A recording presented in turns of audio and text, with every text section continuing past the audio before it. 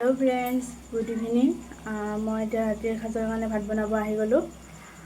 আপোনালোকে ভাত বনাব গ'লনে?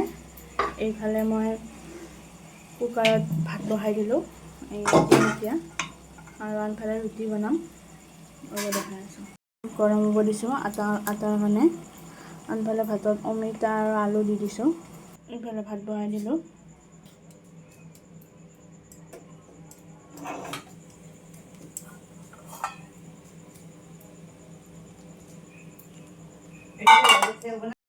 সেইফালে আটা মাৰিম, এয়া গৰম পানী দি লৈছোঁ। মোৰ আটা মাৰা হৈ গ'ল। আনফালে বেঙেনা ফ্ৰাই কৰিম, এনেকৈ নিমখ হালধি সানি ল'লোঁ। এইফালে তেল এনেকৈ বহাই দিলোঁ, তেল গৰম হ'বই আৰু। এইফালে তেল গৰম হৈ গ'ল, ইয়াতে মই বেছি বেঙেনা দি দিম।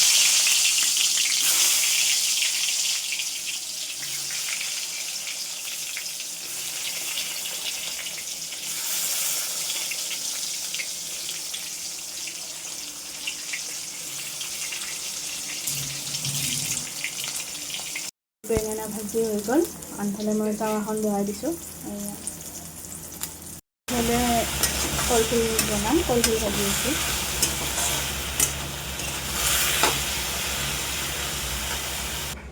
এইফালে ৰুটি বনাই আছোঁ। মানে দিনৰ পনীৰৰ চব্জি আছে, সেইটো কাৰণে আৰু ৰুটি বনাব দি গৈছে। পনীৰৰ চব্জি দি ৰুটি হ'ব, সেইকাৰণে ৰুটি বনাইছোঁ। ইফালে কলফুলৰ ভাজিখন ভাজি আছোঁ, হ'বই আৰু। মানে কলফুল খাই ভাল পায়নে? মই কিন্তু বহুত বেয়া পাওঁ, মই নাখাওঁ। মাহঁতে ভাল পায় সেইকাৰণে বনাই আছোঁ।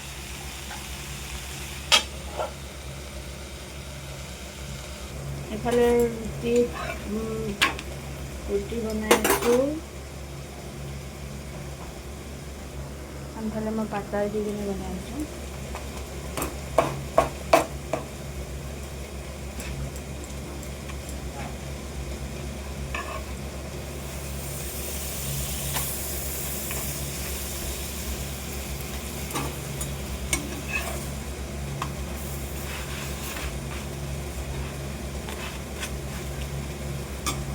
শুকান জলকীয়া এনেকৈ ভাজি লৈছোঁ, আলু পিটিকা দিব মানে। আপোনালোকে শুকান জলকীয়া দি আলু পিটিকি খাই ভাল পায়নে? আমাৰ শুকান জলকীয়া দিয়ে পিটিকে সেই কৰি লৈছোঁ, আৰু আনফালে মোৰ ভাজি হৈ গ'ল। দিনৰ পনীৰখিনি এনেকৈ গৰম কৰি আছোঁ।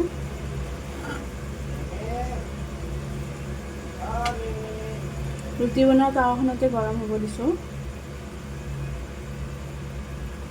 মোৰ ভাত হোৱাৰ পিছত এইফালে মই কফি বনাই আছোঁ। আনফালে এতিয়া মই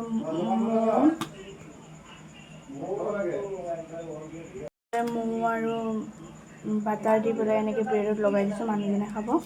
আৰু আনফালে মই এনেকৈ কফি বনাই আছোঁ। ভাত হৈ গ'ল।